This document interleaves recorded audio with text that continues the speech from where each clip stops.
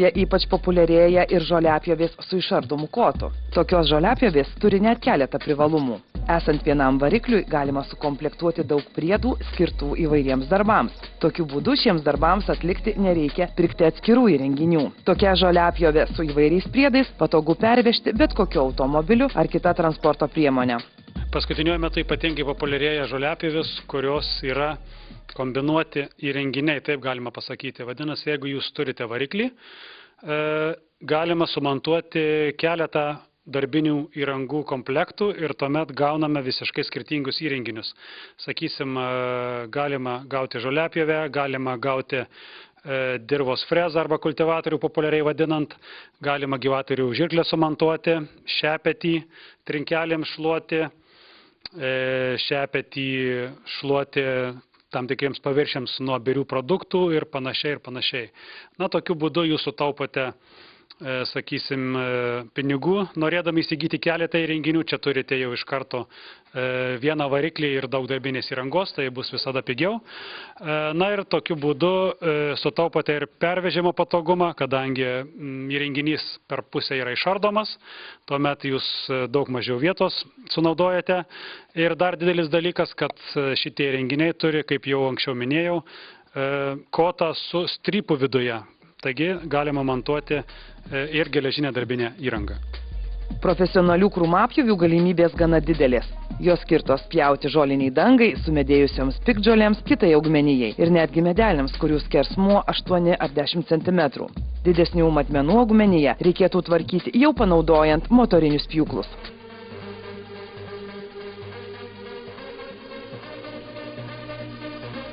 Dažniausiai krūmapjovės komplektuojamos su metaliniais diskeliais ar peiliais, tačiau gamintojas pateikia gana plačią gamą darbinės įrangos, skirtos pjauti puskrūmiams ar įvairiai žoliai. Pačios pigiausios ir paprasčiausios žoliapjovės augmeniją pjauna tik su valu. Ši įranga naudojama, kai prižiūrimos kelių, geležinkelių apsauginės zonos, pjaunami griovių šlaitai. Pagrindinė įranga, skirta žoliai pjauti, yra galvutės su valu ir galvutės su puslankiais plastikiniais sparneliais. Pirmoji ir pati paprasčiausia, sakykime, mūsų konstrukcija, tai yra valo galvutė, kurioje valą reikia pačiam pasitraukti naudotojui. Toliau galvutės pusiau automatinės, jos yra paplitę labiausiai, todėl kad, na, ir nelabai gudrios ir tam naudotojui yra žymiai paprasčiau su jomis elgtis. Na ir visos pusiau automatinės galvutės turi tokį, sakysime, elementą kažkokį. Štai apatinėje dalyje yra tokia tabletė, taip galima pasakyti, kuri yra įspaudžiama. Na ir esmė tokia, sakykime, tuomet, kuomet ta tabletė yra įspaudžiama, tuomet šitas valas yra atlaisvinamas. Na, o atlaisvinamas jis yra visuomet tada, kai mūsų darbinė įranga sukasi. Kitaip tariant, jeigu mes įspausim ir trauksim tą valą, tai jis trauksis labai labai mažai. Bet jeigu mes besisukant tai galvutėje štai tą tabletę įspausim, tuomet štai tas valas išlys tiek, kiek mums jo reikalinga. Pačios gudriausios galvutės yra automatinės pilnai ir yra jos veikimas arba to valo išlindimas yra pagrįstas iš centrinės jėgos principų.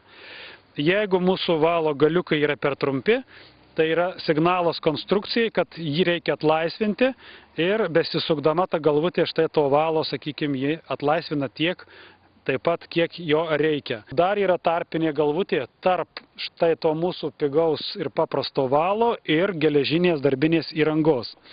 Štai tas pereinamas, sakysime, elementas būtent yra galvutė, kuri turi paslankius plastikinius peiliukus. Na ir reikėtų paminėti tikrai ir kad naudotojas žinotų tą ir mokėtų naudotis ją, tai yra alternatyva geležiniam peiliui. Pjovimo valas gali būti skirtingo storio. Plonesnis valas greičiau dyla, bet mažiau apkrauna variklį. Didelės galios žoliapjovėms ar krūmapjovėms galima naudoti netgi daugiau nei 3 mm storio valą. Ši įranga skirstoma ne tik pagal storį, bet ir pagal savo formą. Štilvalas visada yra markiruotas pagal spalvą, štai tos spalvos skirtingos, kaip matot, jos neatsitiktinai. Kiekviena spalva turi savo storį.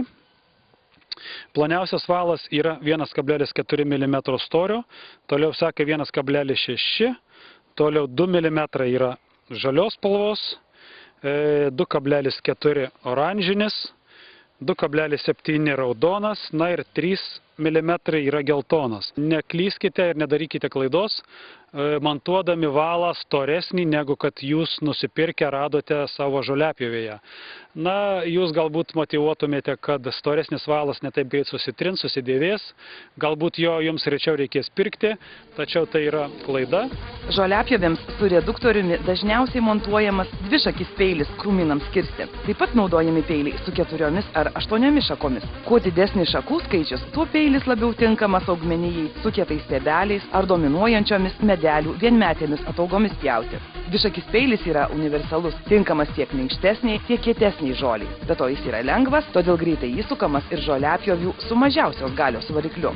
Galingesniems žoliapjovėms galima montuoti ir lengvą į trišakį peilį krūmynams pjauti ar net diskelius medienai, ypač kai žoliapjovė turi didelio sukimo momento variklį. Na, jeigu mes paimsim peilį dvisparnį vieną ir kitą, štai kaip matot ir tas dvisparnis, tačiau tas yra žymiai didesnis. Na, jeigu mes paimsim storį, be abejo ir gerokai storesnis, tai reikštų, kad štai visus štai to jaunesniojo brolio pliusų, sakykim, peilio, panaudoja būtent peilis skirtas profesionaliai krūmapjoviai. Vadinasi, reiškia, čia yra naudojama taip pat mažas svoris argumentas pagrindinis ir didelis kirtimo našumas. Kiečiai, balandos, usnys, tai yra bloga žolė, builiai, taip, todėl štai joms nukirsti reikalinga sparnų daugiau. Tai yra 4-sparniai peiliai, toliau yra peiliai su 8 briaunomis. Štai kaip matot, dar blogesniai žoliai ir aišku, jeigu jinai reta yra ta žolė, tokie peiliai, kurie turi daug briaunų, jie nemėgsta minkšto žolės. Labai populiarus peilis yra tiesparnis, jis yra taip pat tik profesionalus įrankis. Tai yra tarpinis variantas tarp nedėkingos žolės ir tarp sumedėjusios augmenijos. Štai būtent tų piršto storio, sakysim, vytelių, kurios jau 2-3 metais sumedėja. Profesionaliame darbe tiek užsiimant miškų ūkinę veiklą, tiek prižiūrint kitus želdynus ir plotus, dažnai reikalinga pjauti tankę sumedėjusią augmeniją. Jai priskirtini ir krūmynai su vienmetėmis ir dvimetėmis atžalomis. Dažnai tokiose vietose diskelius skirtus medienai naudoti neracionalu, ypač jei reikalinga nupjautą augmeniją pasmulkinti. Šiuo atveju naudotini ypač našūs profesionalūs trišakiai, dvipusiais ašmenimis peiliai ir smulkinimo kapojimo peiliai. Tie diskeliai, kaip ir rankinis pjūklas, panašiai turi taką, taip vadinasi, kiekvienas dantys yra išverstas į vieną ir į kitą pusę, kas antras dantis, tam, kad nebūtų spaudžiamas pjūvyje.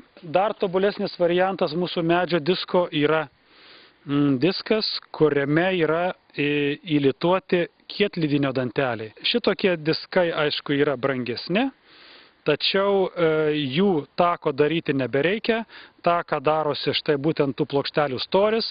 Na ir štai tas diskas, aišku, yra, jeigu jis nepažeidžiamas mechaniškai į kažkokias metalinės kliūtis, jis yra žymiai efektyvesnis, našesnis ir reikalaujantis žymiai mažiau priežiūros už prieš tai rodytą klasikinį peilį. Na ir galiausiai taip pat matėm peilį, kuris yra štai labai specifinis. Ne visi gamintojai pateikia rinkai tokį peilį, jis yra, kaip matot, apverstos U raidės formos ir yra skirtas augmeniai trupinti. Eduardas Derenka žoliapjovės ar krūmapjovės savininkui patarė neišmesti įrenginio pakuotės, kuri padės pasirūpinti technikos priežiūrą, suteiks naudojimo instrukciją.